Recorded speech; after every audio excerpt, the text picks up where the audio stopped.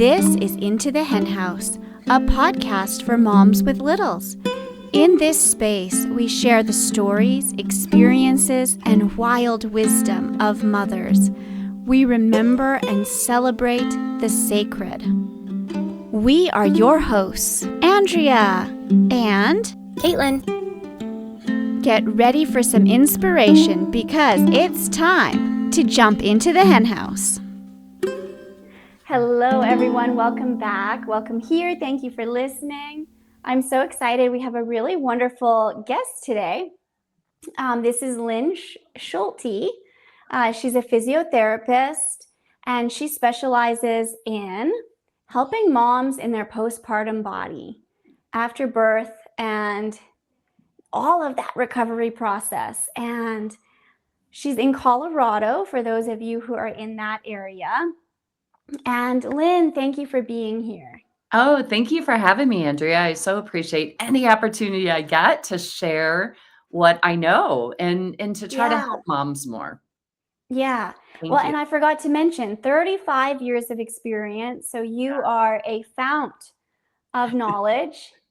I feel like every decade in a profession, I'll hit 11 years as a chiropractor this year. And I feel like every decade, you really amass a big wealth of experience and knowledge. But 35 years is definitely is really amazing.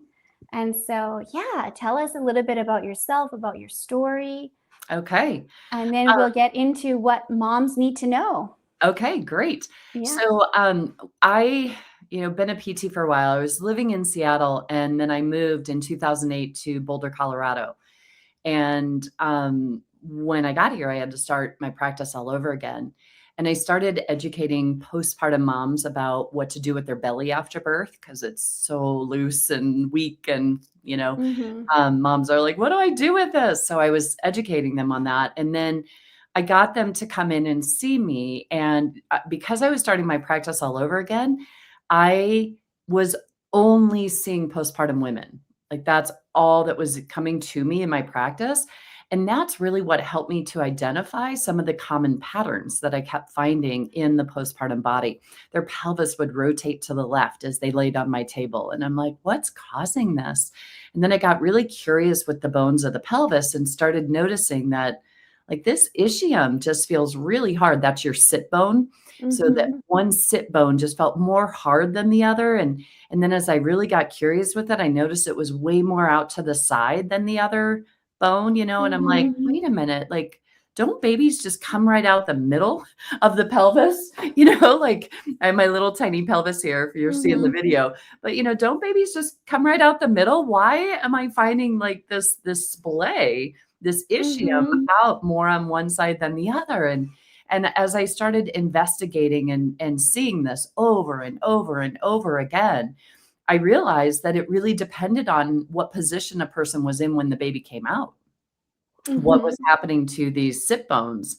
And then also what, for a baby to be born through the pelvis, the pelvis has to open up the inlet. So the top part of the pelvis has to widen for the head to get in. And then for the baby to come on out, your tailbone has to go backwards and your sit bones have to widen. And if you are laying on your left side as you give birth, that left side can't move because of your leg in the table.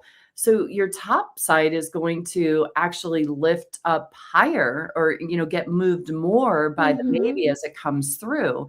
Same thing for if you're squatting, but you have one leg bent up. That one leg bent up is going to get pushed out to the side more than the other side. And what I've just noticed over the years is I had one client come in and she was laying on the ground, or she was sitting on the ground with her knees, kind of her feet bent up, her knees bent up. And she like internally rotated and tried to lift her right leg so that her foot came off the ground. And then she did the other side and she's like, this side's so easy. And this side, I can't even lift it up. So she was lacking internal rotation of her hip.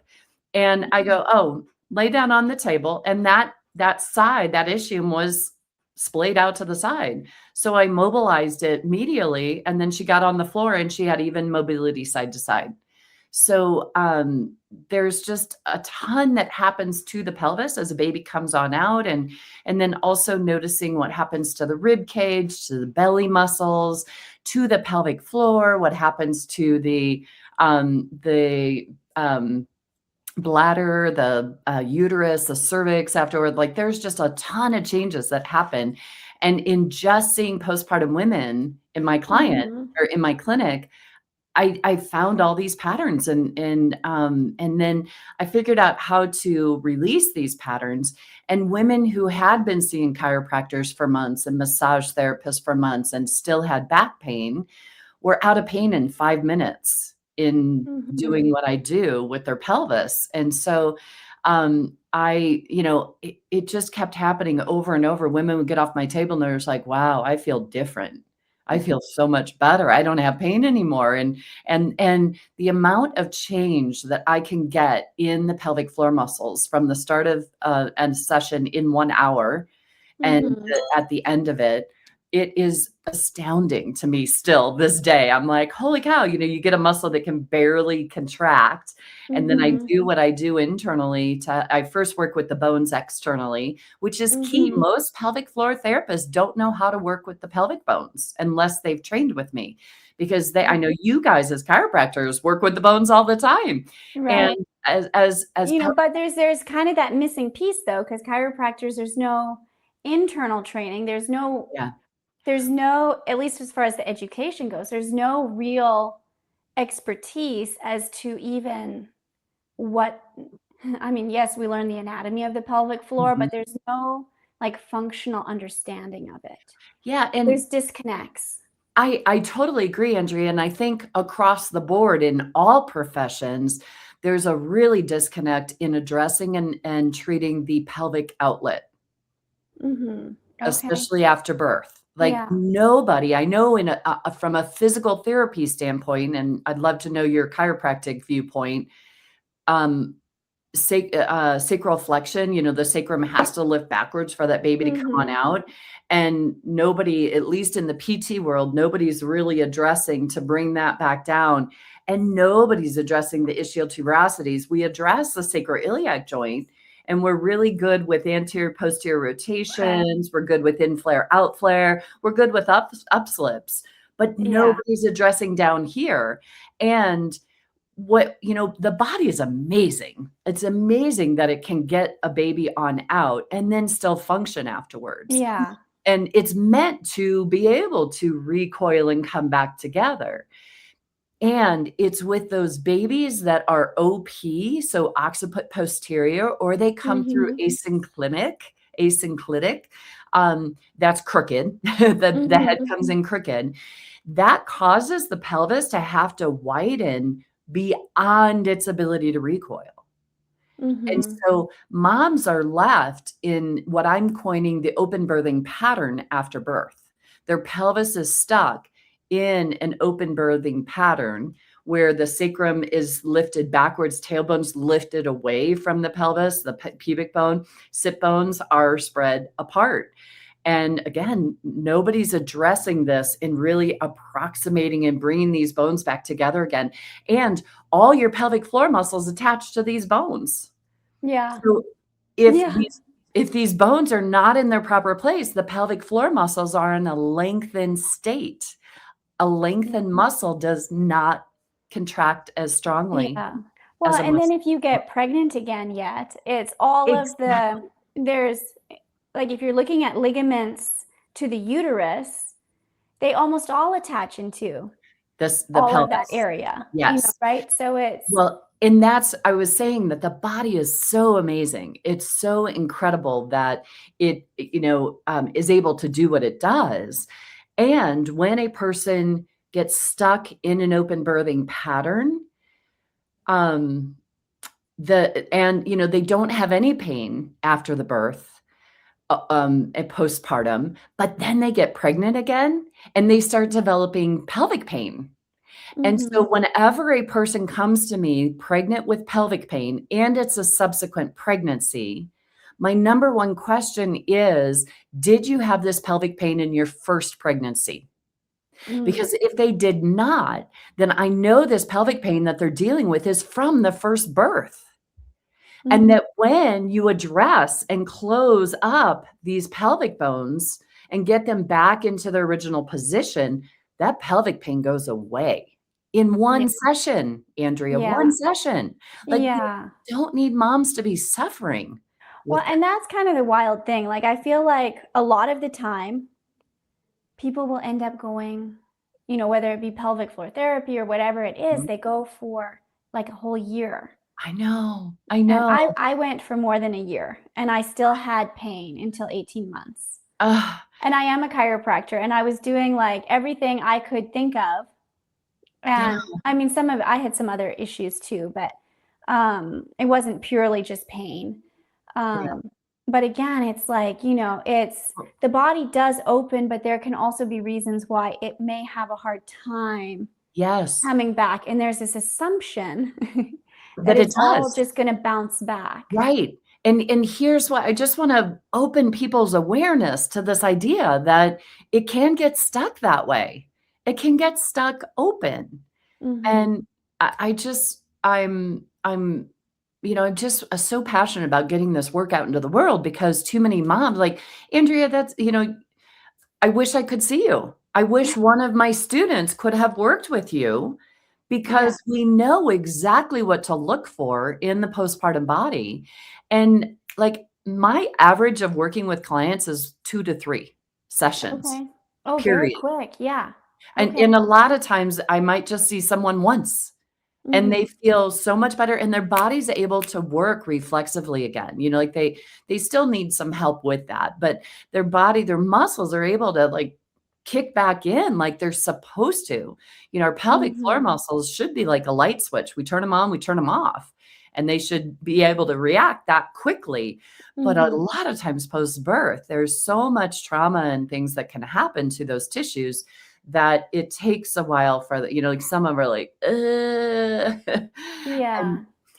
I have to share the story. So I was working, this is early on when I was still discovering all these things, but I was doing an internal assessment on a postpartum client, and I had just gotten done assessing her pelvic floor muscles. And I heard inside my head a voice that said, check out the bladder. And now I normally don't hear voices, everybody, just to be clear. Um, but this was like spirit talking to me, like Yeah. God saying, "Hey, look at this." And I Yeah, was yeah. It's the gift of being a body worker. yeah, Like you get those messages, you're like, okay, I gotta go with this. yes, absolutely. And so I was like, the bladder, huh? I hadn't really been taught how to assess the bladder yet.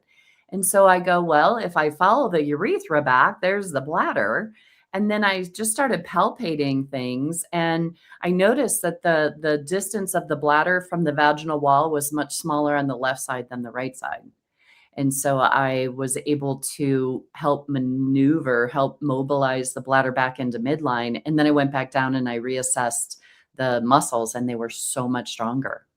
And I was Hmm. like, well, that's interesting. Yeah. And so the pelvic floor muscles are intimately connected in with our visceral organs in the pelvic Hmm. space. And so, most pelvic health PTs are missing 2/3 of the picture because they're not addressing the bones, especially after birth.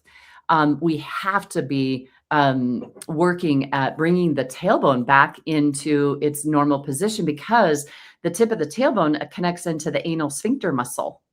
And the anal sphincter muscle is a huge part of the pelvic floor muscles. And again, most pelvic health PTs haven't been taught how to work with the anal sphincter muscle.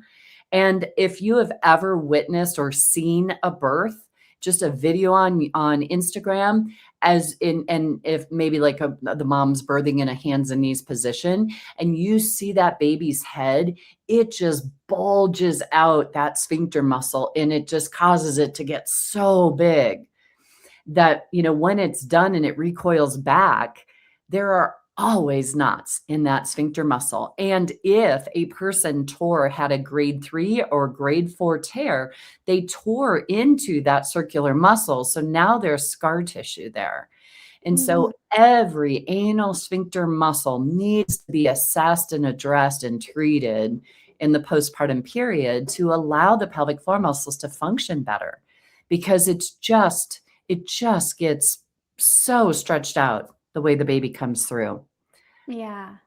Well, it's it's a funny thing because this is I feel like people, yes, birth is natural. Yes, it is. Women have been doing it for forever. Totally agree. It's wonderful. The body is brilliant. It's meant to do this. And it is an Olympic sport. Yes. You know, there aren't medals at the end of it, but it is an Olympic sport. It is a massive, it's this massive thing. And then at the end, it's like, oh, you don't need care. I know. You know, like you're fine. It's so Like your ridiculous. stitches have all healed and Yeah. don't get pregnant again yet. And otherwise, off Well, you go. And I even asked when I had my 6-week checkup, like, mhm. what about pelvic floor therapy? And they're like, if you want, doesn't do much. And I was Yes, like, oh, that's ridiculous. Like, I know, but see, that's what I wanna change, and, I yeah. don't And I wanna mean, just I don't believe that. I don't right, listen to, yeah, I don't right. listen too much to what an MP who I don't think cares about me says anyways. But I know. But I just want it to be common knowledge. I mean, over in France, they get 8 PT sessions after having a baby, yeah, like, well, that with needs you, they'd be done in half of that.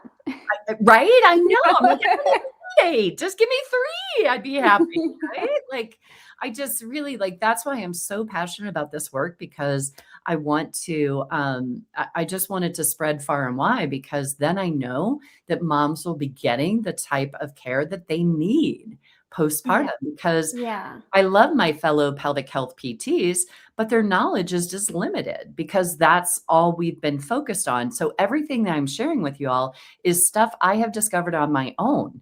And so yeah, I am trying to get this work out into the world. And so I yeah. founded Well, after it's the integration because yes, we're actually whole beings. We're not yes, just bones and muscles. bones and muscles. It's Yeah. like we're this entire whole being with, Yeah. emotions and energy. And, Well, and birth is this very fluid process mhm, too. And the body will do everything it needs to do yeah. to get that baby out and keep And everyone alive.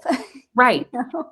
And especially, well, it doesn't matter where you birth, and birth can be traumatic. Yes. It's an intense experience, and I just wanna honor everybody listening into this, that it doesn't matter how your baby came out, and everybody discounts your experience because you have a healthy baby. Like, Hmm. that's the end goal, right? We all Yeah. want that nice, healthy, happy Yeah. baby, and so many people are discounting your own experience of what actually happened for you to get that. And Yeah. I'm Yeah. here to tell you that it's not okay what happened to you. It's not okay that they threatened you. It's not okay that there was a thought that maybe your baby wasn't doing okay as baby was coming through, and just whatever was said to you, whatever was done to Mhm. you, it's not okay if you didn't want it. Yeah. And Yes. and I that agree can with that be so much. and that can be traumatic to your body, Yeah. and we are, given this baby that we gotta keep alive, and we discount our experiences, but yet that experience is held in the tissues of your body, Mhm. Yeah. and it doesn't go away. No, no, it has to get worked. It has to be addressed and It worked through. does. And there's the emotional components and the Yes. physical components, and they're all so interwoven together. Yeah, You yeah. can't really separate No, and people. that's We're not just a set of systems or a set of anatomy. right, We're right. these very dynamic beings. And we need to address the entire person in order to get complete healing. Because Mhm. when we've been traumatized in birth, when we've been traumatized, there's a fight, flight, or freeze that our body goes into, or it goes into complete collapse. The most common during most trauma is fight, flight, or freeze. Well, during birth, you can't fight it, and you can't flight from it. So you got to get through it. And so the number one Mhm. reaction in birth for women is freeze. There's a freeze response in your body that has happened because the birth was overwhelming to your system. Mhm. And that freeze remains. And one of the things that is causing that open birthing pattern could be that you got into a trauma response during the event. And that's Mhm. what's causing your bones to be like, Yeah. and it's like your pelvis is still holding its breath. All your tissues in your pelvic space are holding its breath and it Yeah. hasn't exhaled. Yeah. And that's the work that I teach as well, is how to work with birth trauma, how to help Mhm. women be able to replay their birth in a more supportive way in Yeah. how they wanted it to go. Yeah. And there's a way we can do that. I can do it virtually as well, in helping women to release the trauma that they experienced during their birth. Yeah, and it's so common. It's Yes. so common, and the more, like, it doesn't all get recorded because some of it's very personal, but the conversations had kind of before and after recording, there's so much birth trauma and Yeah. just, Yeah, I know. like, where And so I just wanna this honor it. violation of women too, like, there's just so Yeah, much where I it's like, know. "Oh, okay." I And know. then you get through it, and I had birth trauma in my Mm. birth, and I had a beautiful home birth planned and Yeah. hoped for and prepared for, and it all fell apart because I gave birth preterm, Oh, and so my shoot. midwife could not attend me. Ah, And so, and then I had a preemie, so I had to go to the hospital, had the NICU, and yeah, it was a nasty, awful, horrendous place that the people I met there are not qualified to deal with humans. That's how I feel about it. I yeah. don't think laboratory mice should be Wow. subjected to that. And, but it's kind of one of those, and people will say, well, you should have opted out of the system. And I'm going, okay, I was also told by my midwife, who I trusted, that my baby was probably going to need the NICU because she was going to be so small. Yeah. And so I wasn't Yeah. going to risk her, like, we Yeah. had to do what Yeah. we had to do. Right, And, right. Yeah. and And then you and that just do the best you can. I do, You know? it feels like the system has lost its humanity, really. I mean, it's, Oh, you know, yeah, in my experience, yes. Now I hear beautiful experiences yeah. as well. Yeah. And And and I and also hear a lot where it's like you don't even get treated as a person, I know, and you and know. and so what I want moms to know, because I do a lot of pre-birth, I do a lot of pregnancy care as well to prepare moms for Mhm. birth, and one of the biggest things that I would love to just let women know, it's like, especially if you're a first-time mom, your ability to push and figure out how to push shouldn't happen in labor. Yeah. You should be working, like, that's one of the things that I love working with my pregnant mamas that come to see me, is like, let's make sure there's no restriction that's gonna influence baby's passage. Let's try to get baby in a really good position for you, and then let's figure out how to push. Because when Yeah. I do that in my sessions, Andrea, there is very little ability for most people to push on their back. They Yeah. cannot figure it out. Yeah. And so then I don't even spend much time if they can't figure it out on their back, because they're not going to. But I get Yeah. them on their side and they figure out how to push, and they're like, "Oh, okay, kinda get it there." Then we get up in hands and knees, and then they try to Mhm. figure out hands and knees, and that seems to be better. Then we get a bit into tall standing, or tall kneeling, I mean, and we Mhm. get them in, and then they can really figure it out, because guess what? Tall kneeling is just like a position for pooping, which Mhm. is the position, which is exactly the Yeah. mechanism of what we need to Yeah. do to help push a baby on out. Yeah. So And I it's have found, after learning the breathing for pushing during labor, it's like I'm so much better at relaxing to poop yeah. now than I ever was before, especially some of those early ones that were really Yes. painful Yes. to, like, and it was like you really had to, like, breathe through it because you're like, Yeah. "Holy moly, like, this hurts." See, that's that anal sphincter muscle that You I was know? talking about, Yeah. right? Yeah. It's so crazy what happens to that. But yeah, the pooping and being able to relax, like I think women who are slightly constipated probably have a better pushing mechanism for birth than those that, things just come out. Because the number one thing that increases your chance of tearing deeper, tearing greater, and prolonging your second stage of pushing is when you go to push, you contract your pelvic floor muscles. So you actually tighten them as you're trying Right. to push a baby out, which is So fighting it's, itself. yeah. We want to Yeah. be It's, relaxing and lengthening your pelvic floor yeah. as you bear down.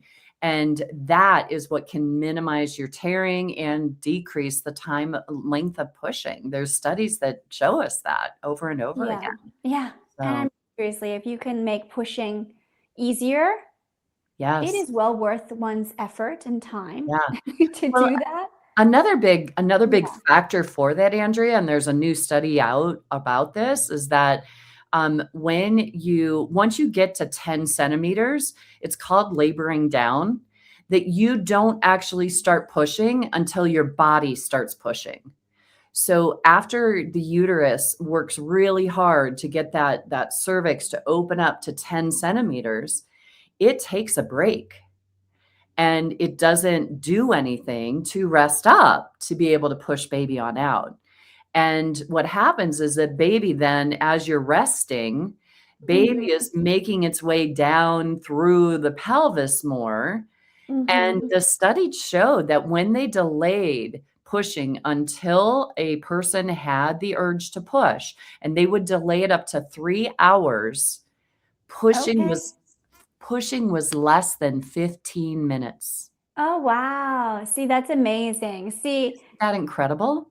yeah, I think feel like most midwives don't even know that. Probably hospitals, it's just they're so out to lunch for the most part. I think there are I mean, some who are yeah, right, and different, we don't wanna but make generalizations, right? There are great pelvic health PTs, there are great chiros out yeah. there, there's great MDs, And OBs, there are also midwives. some who seriously lack some knowledge that would be Yeah, beneficial and yeah, support their patients. definitely.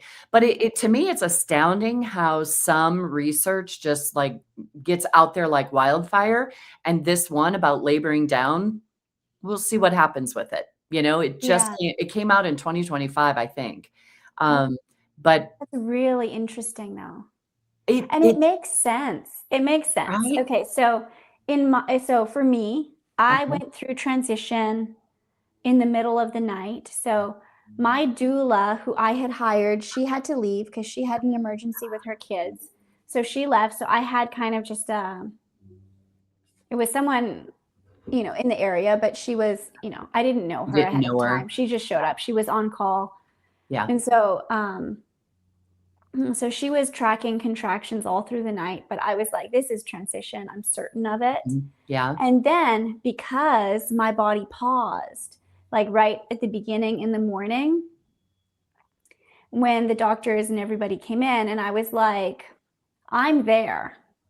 And Yeah. they're like, no, no, no. Like she's like, she had a little bit of contractions during the night, but now it's all slowed down. So they all said, oh, you're in early labor. And I was like, no, I'm not in early labor. I'm not in early labor. Like I am there. Like my body is ready to go, ready to go. And it was, and they were like, no, no, you're in early labor because otherwise you should be like there already. And I'm going, no, like after what I went through, like I'm not shocked that my body needs a small pause. Right? Yeah. It astounds me that they don't trust a woman and her body, like, and her Well, senses and in her I was body. shocked because even the on-call doula, she would not give them. I said, well, what were my contractions during the night? Like, can you tell me how long they were and how far in between? She refused to give it to me. And I was Interesting. like, why will you not share this with me? Yeah. That's Like so you were counting them, so yeah. you have to have some idea. Right, right. Oh my gosh. So, I hear that all the time, Andrea, yeah. that people like my clients will come in and it's like, I just knew if I could get in this one position, baby would come out, but they wouldn't let me. Or I told them that I was like ready to push and they wouldn't let me push. Oh, that's the worst, is that when your body is bearing down to push and they say, stop, don't push. It's truly like, and I apologize for the graphicness of this, but this is what it's like. Yeah. It's like when you have a stool hanging halfway out that's coming out and they're telling you not to let it come out. Yeah. There's no Yeah. stopping it, you guys. There's no stopping a baby coming out when it is ready to come out.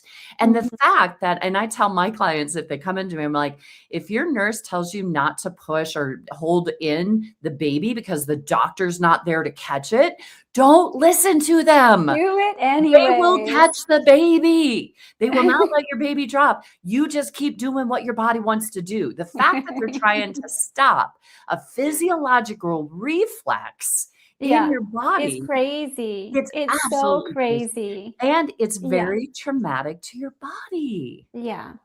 There is Yeah. a flow of energy that it helps baby come on through the pelvis. And Mhm. anything, even a cervical check, can inhibit that flow. Any interventions can Yeah. inhibit that flow of that energy Yeah. coming through. Yeah. And And it can, I think, for many people be very hard in settings that are very busy and very yes, distracted and very where you keep getting disturbed or yeah, you keep having things done. to you that Right? you might not And want. Yeah. I just like want yeah. yeah, I just want everybody listening in to know that you have the right to refuse everything at the hospital. Now, with the caveat, so, ideally, a woman in labor is not having to think Right. because our ability to birth is from our reptilian prefrontal cortex. That Mhm. reptilian part of our brain is responsible for helping that baby to come on out. If we get into our cognitive thinking, we are shutting down our reptilian brain. Yeah. And so we really don't Yeah. want moms thinking too much during birth. Mhm. We Which is want why them, it's good to have support who yes, knows what she wants to help advocate, exactly. Yes, which is that's why really I'm a good. huge fan of doulas, Yeah. huge fan of Yeah. doulas. I love their Yeah. support because they can help do the thinking for you. And I also just think that it's super important for all of us to just be really educated as best as we can and make Mhm. the best decisions that we can in the moment. Hindsight is always 2020. And Yeah. you need to do the best with the information you're presented and make the best decision that feels right for you and your baby. And, Mhm. there's episiotomies are a huge thing that hopefully are kind of dying down, but there's still some providers that do them routinely. And Mhm. episiotomies are a cut to your perineal muscles, your pelvic floor muscles, to help widen the outlet for babies to come on out. It's an automatic grade 2 tear of the tissues. However, and should not be done routinely, okay? It's not something that should be done routinely, and I know there has been, I've been in this work for, 35 years, and the pendulum swings one way and then Mhm. swings back way, and then, like, there's Probably there each decade you see yes, certain things on exactly. the rise and then certain things that change, Yes, and hopefully some new information comes in, but then there's also exactly. new But diagnostic tests that come in and yeah. yes. Yes, and kind of changes the viewpoint, but with episiotomies, we used to be, "They're bad, horrible, don't ever let a doctor do them." 2, if the doctor is going to use forceps, actually, an episiotomy can save your pelvic floor more if you're gonna have a Mhm. piece if you're gonna have forceps. So if they need help to get in there to help baby to come through your pelvis and baby needs, gets stuck and needs help coming out. If you're gonna have forceps, the research shows us that it's more protective to have an episiotomy for that procedure alone. Okay, so Okay. not routinely, Yeah, not routinely. Yeah. but that's, I'm talking about this pendulum of, oh, all episiotomies are bad. No, we want to get Right. away from that. Okay. Some Right. episiotomies can be very helpful and very protective to your pelvic floor because what Yeah. they do is they actually, so if you have your anus here and the vaginal opening is up here, what they do is they cut the episiotomy is off at an angle so that the tear then will direct away from the anus. If they Okay. don't do that, then the tear could go directly down and then tear Right. open your anal Right. Cause canal. more Exactly. issues. Yeah. Yes, and long-term possible Long term issues. or surgical intervention needed to repair or Exactly, yeah. exactly. Yeah. So that, Okay. That's actually really good to know. right, That was something that's I hadn't heard of yet, and I've done a lot of reading and yeah, the episiotomies can be protective of that anal sphincter muscle, which is mhm. the muscle that keeps your stool inside until you're Right. ready to have Yeah, a bowel movement which is on a important. toilet. Right. And if you have a grade 3 or 4 tear, it's tearing into that circular muscle, and then it doesn't have its closing ability to hold things inside. So some of the things you'll have urgency, you might have incontinence, fecal incontinence, where the Yeah. stool's slipping right out because nothing is tight to hold it in. So there's and nobody wants to have to deal with that. But I want to train more providers that know how to work with these tissues, because if I do have a directory on my website, you guys can go to instituteforbirthhealing.com, and I'll give it to you to put into the show notes, Andrea. Okay. Okay, yeah, absolutely. But instituteforbirthhealing.com under other resources is a directory of students that I have trained. And so hopefully there's someone nearby that can help support you. If not, if you're working with a pelvic health physical therapist, let them know about my holistic treatment of the postpartum body course, and Mhm. encourage them to take that course so that they will Yeah. know how to effectively work Yeah. with your anal sphincter muscle to help you out with this. And so one of the big things, Andrea, that I just want to mention two things, because they're Yeah. hemorrhoids are very common after birth, having hemorrhoids after, just Mhm. because the amount of pressure as babe's coming through. And then the other issue that can happen is a fissure. And a fissure is actually an open wound inside the anal canal. Okay. And it is such an incredibly painful issue to deal with, especially post birth. And what happens is that, the anus needs to expand 360 for the stool to come out and close. Mhm. It closes fully and then expands 360 for the stool to come Yeah. out and then closes again. If we have those knots that I was talking about earlier, okay? If Mhm. we have knots over here, let's say we have knots on this side of the sphincter, this side can't open up freely. So this side has to open up more. Let's see. Wait, I want to do it. Gotcha. Let me do it Yeah. this way. So if there is a knot up here, this side can't open and only this side can open. And this is where the fissure is. Okay. Right. Every time you have a bowel movement, Time. it opens up that wound. Right. Okay. And so, if I do it this way, okay, this is the knot up here. And so it's supposed to open up evenly like that, right? Mhm. But if there's a knot up here, then this has to open up. This can't move. So this is the Right. only thing that So can there's open. compensation. And that's what keeps the wound open. Every time you have a bowel movement, it's like pooping glass. Yeah. That's how you know you're Painful and bleeding, and yes. you Yeah. do And not feel okay. no, and some women actually start sweating and shaking, and it's a nervous Yeah. system response in the Yeah. body. And so Yeah. what I find is that when we release the knot, so if we release this knot up here, Mhm. then when the stool goes to open, it's more even and there's less pull on this down here where the wound is, so it can heal.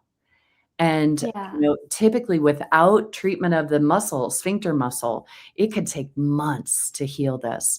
But I've had clients that come in, and I had one client heal it in a week because she was able to, once someone comes in and I release those muscles, I show them where to release the knots in that muscle so Mhm. that they do that before they have a bowel movement. So that Okay. things Yeah. can open up Yeah. more 360 and not have excessive strain where the Yeah. wound is. And so Yeah. There's so everything many ways to just reduce unnecessary suffering. yes, In yes, yes, those yes. I know. in those early weeks and months, Right. which are Oh, hard anyways, because yes. you're Trying less to sleep, figure you're out producing yeah, milk, you're yep, like metabolically, it's very expensive. You're really busy healing. Yep, depending how things went, it can be a really hard healing process, especially initially. Like C-sections are brutal to heal from, yeah, and it is, and in my experience, anyways. But yeah, and let's talk a little bit more about C-section scar tissue because Mhm. there are 3 issues that can develop over time with C-sections, and, the scar tissue can cause the bladder not to be able to expand fully, so after a while, you may notice that you have to pee more frequently and that your bladder can't expand without hitting the scar tissue, which then sends a signal to your brain that you gotta pee even though you Mhm. went 20, 30 minutes ago. So that's a sign that you wanna get in there and release your scar tissue. You've gotta work on that C-section scar tissue. Mhm. The second issue is deep thrusting pain with intercourse, okay? The cervix internally, intravaginally, needs to be like a piñata in there that it can move 360 and it can move up and out of the way. When there's been C-section scar tissue, it creates a roadblock in there and the cervix can't move out of the way. And so gotta get in there and release Yeah. that scar tissue so the uterus can move freely. For Mhm. thrusting to happen, all those tissues need to be able to go up and down. Yeah. And if it's hitting a brick wall from the scar tissue, Yeah. that's causing the deep thrusting pain. Insertional pain is a pelvic floor muscle issue, everyone. And that could be from scar tissue from tearing. That Mhm. could be that your pelvic floor muscles are unstretched from your bones being slightly out of place. And you bring the bones back together, the muscles relax, you release the scar tissue, and then you Mhm. don't have any more insertional pain. There's so many moms I've helped with get out of pain with intercourse in one session, yet you go to your doctor and it's like, oh, drink more wine, just give it time, it'll eventually get better. And I'm like, no, come in and get help right away, right away. Yeah. The third Yeah. the third issue with scar tissue is low back pain. Because the uterus, when they cut into the uterus to get baby out, afterwards, I always find there's one side of the scar tissue that's more tight and more scar tissue Mhm. than the other side. It's usually the side the surgeon stood on. And, Mhm. because of that, the uterus then kinda gets torqued forward because of the scar Mhm. tissue on that is heavier on that one side. Well, the uterus attaches into the sacrum in the back, and so if we have all this scar tissue in there, it can't allow that sacrum to move freely Yeah. enough, and that creates back pain. And so sometimes these 3 issues don't show up until 10 to 15 years later down the road, Okay. and by Yeah. that time, nobody's thinking about C-section scar Right. being the issue for you. Right. So So please how long, as far as C-section yeah, scar pain, how long does that kind of last normally? Like well, when would it be normal for sensitivity to start going away? there's so much I packed mean, into that assuming you question. had help, let's say.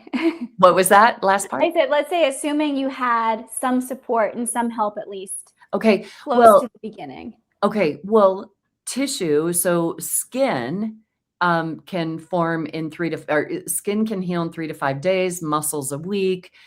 So within a couple of weeks, the pain should be gone. Okay.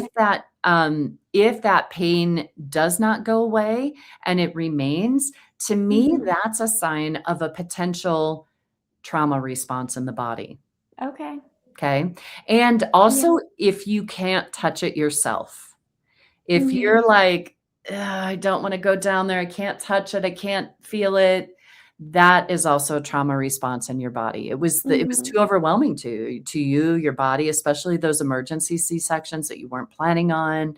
More scheduled C-sections have less of that response, but Mhm. you never know. I had a client that came to see me 5 years after her C-section, and immediately after the C-section, she was having pain, so they went in and opened her back up thinking maybe they left Oh, something no. in there, didn't find Yeah. anything. She went on and had 2 more surgeries because they weren't able to find the pain. She had Uh, trauma yeah. from the event itself, and Yeah. I saw her one time and her pain was gone, and she was Yeah. just like, "Oh my god," and like she had all this unnecessary surgery because Yeah. most doctors, most surgeons really aren't aware of how much trauma impacts pain. in Mhm. the pain response. So scar tissue that is thick and tender and painful is traumatized tissue. Mhm. Scar tissue should not be painful. It Right. might be tender, it might feel, like, tenderness, bruised maybe feeling, but it's not Mhm. shouldn't be painful Shouldn't that be I can't painful. touch it. No. Okay.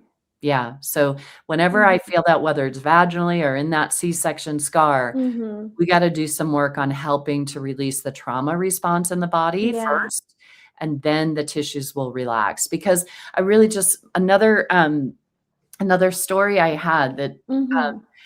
with the trauma in, the body, the uterus definitely can get traumatized as well, and I had a client that came to see me in 24, January of 24, and, she came in because she had just spent 3 IVF cycles in 2023 trying to get pregnant, and it never happened. She had already had a baby, Mhm.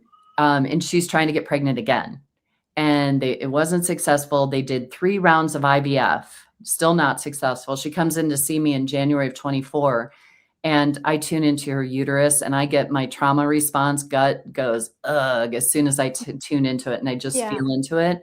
I'm like, "Okay, let's talk about this first birth." And, there was a trauma response in there, and we worked with it, we cleared it out. Her uterus was just so Mhm. relaxed in her body afterwards that Mhm. when she left, I said, "Good luck getting pregnant." And she looked at me like I had 3 heads because she had spent all this money trying to get pregnant. I saw her again in January of 25, and she was postpartum with her 2nd child. Yeah. She did get pregnant that next month after seeing me Yeah. because her uterus had released the trauma. Like, a Yeah. traumatized uterus can't get pregnant. Like, it Right. Well, how feels can you stuck. create when you're frozen? Exactly, You know? exactly. Yeah, so I just these are some concepts and ideas Yeah. that most people aren't even thinking about. Most people don't think about. Yeah. Yeah, and I love that because that's like that resonates so much with me because we're such holistic, Yes. whole beings. Yeah. And um, I'm not working as a chiropractor currently. I will again, but I've Okay. taken some time off. But I had my practice with moms and kids that Yeah. was really all I saw. So I didn't see exclusively postpartum, but a lot of Mm. postpartum, and it was always just kind of like unwinding Yep. bit by bit by bit. And I have, especially in re-talking to people, kind of more now, I feel like they'll open up and go, "Oh, I had all this birth trauma." And I'm going like, "You never said that at the time. Like you said Yeah. everything's fine." And they said, "Well, it's because everyone told me I just needed to calm down and I just needed to not be so dramatic. I was being too emotional. I was being like I Okay, needed to get over it." And I'm going like, "Oh my gosh, this this is a massive gaslighting has cultural issue." got to stop. This Yeah. gaslighting has got to stop. Yes. When are we Yeah. going to acknowledge? And that's one of the things when I'm working with the body, I feel that I'm different than most, even cognitive behavioral therapists, is like, let's honor the freeze response your body gave you. Mhm. Let's honor it and Yeah. celebrate it, right? Because Mhm. it did what it did to keep you alive. And guess what? It worked. Good job, Yeah. body, Yeah. right? Yeah, Like, and it's and people will say, "You're both alive. That's all that matters." And but I'm that going discounts the and experience. it's like, it's the most important thing. I'm very grateful. I'm very grateful we're both alive, and I'm mad as all get out Yeah. about all of the unnecessary trauma that happened along the way because it really ruins a lot of experiences. And you know what, Andrea? You're Yeah. allowed to have that anger. You're allowed to Yeah. have it, right? Yeah, and other people have it too, and I feel like it's until like I and as do. I've started to share my story a little bit, all of a sudden other people are like, "I had a lot of trauma too, but it didn't feel safe to share Because nobody wants to hear it. because nobody wants to hear it." And that is what I have found is people want to blame the mother. They want to shame the mother's body. Right, Your body was so broken, you would have never achieved it. The right, surgeon said your uterus was just malfunctioning and it would have never happened. And I'm going like, that's all such BS, but okay. right. Yeah. or it's just, shh, go away. Right. Yeah. Just be Yeah. quiet. I don't Because want to hear it. I'm not interested. I know, because they don't want to acknowledge what they actually did, like now don't get me wrong, everybody. There are some amazing providers out there, Yeah. and they And truly are doing the best they can in the moment, trying to yeah. keep you and baby healthy. Yeah. Um, Even surgeons, again, it's like there's some wonderful surgeons and they may not all have the best bedside manner, but if they exactly. can be a good surgeon, I think that's brilliant because I would faint and be done in a Yeah. second. We all have our gifts, but Yeah. most surgeons do better with unconscious patients than they do with conscious patients, just so you Yeah. know. That's why they're in that field. But um, yeah, the amount of or the lack of consciousness and awareness of how we treat people and what we say and how that impacts the body Mhm. is so lacking in the modern medicine today. Yeah. And Yeah. that's where that's why we have one of the highest maternal mortality rates in a first world country. Like, Mhm. it's ridiculous, our Yeah, it numbers really shouldn't be on that. that. It should not, Yeah. and especially for women of color. Like, Mhm. it's scary, Yeah. and so Yeah. And I that's what think people's biases come through oh, like totally. so much, so Yeah, it's now I am not a person of color. I am very holistically minded though. as am I. And that caused a conflict when I ended up in the hospital system because I did refuse a lot of things. Yeah, And I was deemed very early on a very, very difficult patient. I yeah, was told by doctors and nurses, you're in pain because you're lazy. You're vomiting blood because you ate a bite of watermelon. I said, I can't pee and I haven't peed in 12 hours. I'm literally unable. I'm trying to all the time. They said, well, don't be lazy and go pee. We will not help you. wow. And they nearly burst my bladder. It was more than twice the normal size of the fully distended bladder. Oh my gosh. And they called CPS on me because they said, you should not be allowed to be a mother because your views are too in opposition to hospital policy. Yeah, I And mean, you and like I it's so yeah, I get it. Like there's even though for me it was because my holistically minded, but if so you have someone in there who just has really negative viewpoints about a certain culture or a certain yeah, ethnic yeah. background or whatever, like it's a big problem really quick. I just want everybody listening in to know that you can ask for a different provider. You can Mhm. ask for a different nurse. You can ask for a different doctor to service you in the hospital. You do not have to you can kick anybody out of the room that you do not want Yes. in that room. Yes. And that You is can, and you also may get written up as a raging bee. And then people in postpartum will refuse to work with you. oh my So god. there, you can say no to everything, and I feel like sometimes the hospital retaliates. And they And have and, just so we know, like, and they and have their still you have to keep your rights. right, exactly. They have their standing operating procedures, and if you do not subscribe to them, yes, you're gonna be labeled a difficult patient because hospitals just want people to let them do whatever the heck they want to you, and a Mhm. lot of it doesn't make sense. I didn't have as bad of an experience, Andrea, but my water broke and I never went into labor, and so the doctor's like, because my water broke at, like, 2 in the morning, and so it's Mhm. the next day and nothing's happening. They're like, "Okay, come in at midnight and we'll get you started. We'll start inducing you." And I'm like, "No, Mhm. I didn't sleep last night. I'm not gonna start the labor in the second night of no sleep and bring a baby into this world. Are you all crazy?" And I'm like, "I'm going home and getting some sleep and I'll be back in the morning. If I Yeah. spike a temperature, I'll be in." But I'm like, I have rights, and this is ridiculous for you to think. And it's hospital policy. 24 hours after, you got to start induction. Mhm. And I'm like, "What are you Yeah. looking for? An Yeah. infection?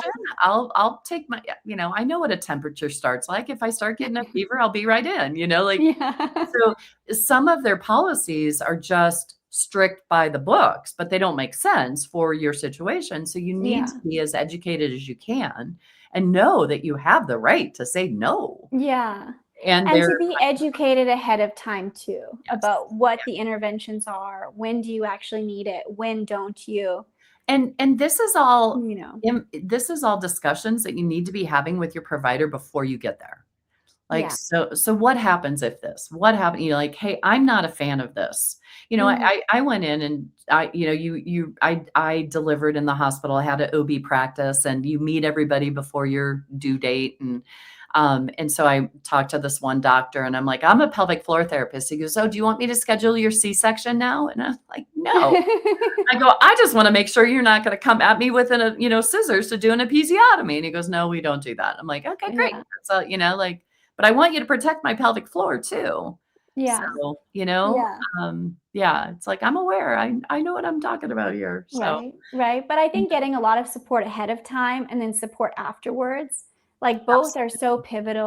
Well, pivotal in making for a better experience. absolutely, and if you're writing up a birth plan, you need a postpartum plan too. Yeah. So Yes. who's gonna be there to support you? How you Yes. getting meals? Who's gonna help you to sleep Yes. more at night? Getting a postpartum doula is a thing, which I highly recommend as well. Yeah. Like, Yeah. you've got to figure out how to keep yourself sane when you're getting very little sleep and having to function Yeah. every day. Yeah. And even just who do you want around you? Exactly, yes. Like, who do you want in your space? Because also, if you did have birth trauma, you don't need a whole Yes, bunch of people up in your house telling you that you're crazy and blaming right. you and like telling you it doesn't matter and you should just get over it and hop to it. And Well, when are you going to feed us lunch? You so know? one thing I want everybody listening to understand is that when we are giving birth, our energy field, we are all energy. Our body is all energy, and our energy expands to fill the entire room. Hmm. And that's opening up the birth portal for us to allow this baby to come through. It takes a good 3 months for that energy to come back together into your body again. And so you are way more susceptible. Everything you experience during the birth hits you a thousandfold when it would have Hmm. normally just hit you a little bit when you're not giving birth. It hits you a Yeah. thousandfold. So that's why it is so important to have the right people in and around you during the birth and postpartum as that field is starting to close Hmm. back up again. And, Yeah. your partner should be your advocate to, if you're not okay with your mother-in-law, do not have her around during that time frame. Like, we're Hmm. going to have family time and we're going to just do this, get in a postpartum doula whose energy you enjoy.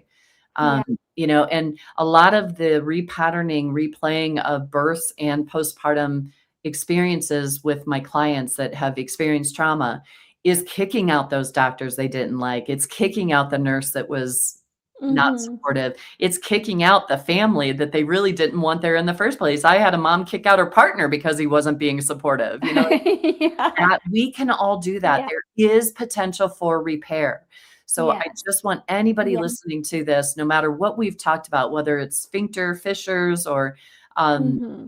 we didn't get into prolapse, but any issue that you're having postpartum, there is support for you. So please Yes. reach out, check Yes. out my Yes. It's directory, yeah. Yeah, find it is not hopeless. It is exactly. not hopeless, and I think that the mentality that mothers should just be martyrs and suffer and, "Oh, well, you had a baby, therefore, everything just falls apart." It's like, no, we gotta throw those ideas away, Yeah, and, don't take those on. The if people you are won't be saying the that's a no. same, no, Yeah, and right. there's so much support, and Yeah. sometimes it's finding the right support. Exactly, and it may take a little bit to find Yeah, that right person for you. yeah, So don't yeah, give up. Don't give up. I mean, I've helped yeah, women heal in their 60s and 70s. yes, Please don't wait that long. The yeah. sooner you And address if you need to fly to Colorado, fly to I'm Colorado, here, yes. Well, Mhm. recognize that a lot of, birth trauma can be done virtually. We can repattern and replay the births and help to bring that support into your body. virtually. The physical stuff, I am limited virtually, but I've had lots of women fly in to have a Yeah. session with me from all over. Yeah. So, That's um, amazing. I love yeah, that. I'm Yeah. happy to work with anybody who wants to come. So, Yeah. I do have a center for birth healing, and that's CENTER. So I'm in the US. So Mhm. center for birthhealing.com is my clinical website, and instituteforbirthhealing.com is my educational platform for Oh, body workers. Anybody okay. with a Yeah. license to touch can take any of my courses on my website there and Okay. learn some of these concepts. I Yeah. have a free common postpartum patterns course online that is 45 minutes of information of different patterns that I Mhm. found in the body. I've talked about a few of them here, but there's way more. And so you can watch that and just educate yourself on what's been going on Yeah. in your body. That's So, amazing. I yeah. love that. Thank you so much for sharing. I feel like Oh, that's my pleasure. Thank you, Andrea, for the so much good opportunity. information. Oh, you're so welcome. This has been Thank so you. fun. Yeah, And yes, I will include all of your information in the show notes. And when I post on Instagram, I'll tag you there so people can also go follow you great. there. There's one other piece I wanted to just Yes. add, which will be in the show notes, is Yes. there is an exercise to help bring the bones back together after birth, and that is Mhm. on my YouTube channel. So the link will be Okay. in the show notes as well. But you just use Perfect. your adductors and your abductors of your hip to Mhm. help try to bring those bones together. That I just wish every person after birth, after having a vaginal birth, would just do that. Yeah. Really help with that closing of the bones after birth. Yeah. So Yeah. Get everything back closed back together again. up. Yes. Yes. Yeah. Yes. Well, thank you so much for the information and thank you for the message of hope. And it's Good. just, I am so in love with all people and all providers who actually approach the human as a human and as a whole being Yes. and um, It's that so acknowledge all of the varying aspects and how they interweave to create whether it be mental distress or physical distress mhm. or Yeah, whatever it is, but just to help moms be less frozen. yeah. It's so And important. So important. yeah, Thank you. yes, I love that. And thank you everyone for listening. We're so grateful you're here. Definitely check out Lynn and all of her information. And yeah, if you're having issues, reach out to her and go check out her website. See if you can find someone in your area. And if not, my goodness, like in what it costs to do like a couple years of PT, fly to Colorado. And when you may be saving money at the end, honestly. Right? Depending where Yes. you're flying from. Yeah. Yeah. But yes, and we will see you all in a couple of weeks. Alright. Thank you. Bye. Thank you so much for listening. If you are loving this podcast, please go ahead and subscribe and leave us a review. Both of these really help the show. As you go out into the world this week, know that we are sending you so much love and wishing you a wonderful and beautiful day. And we will see you back here soon.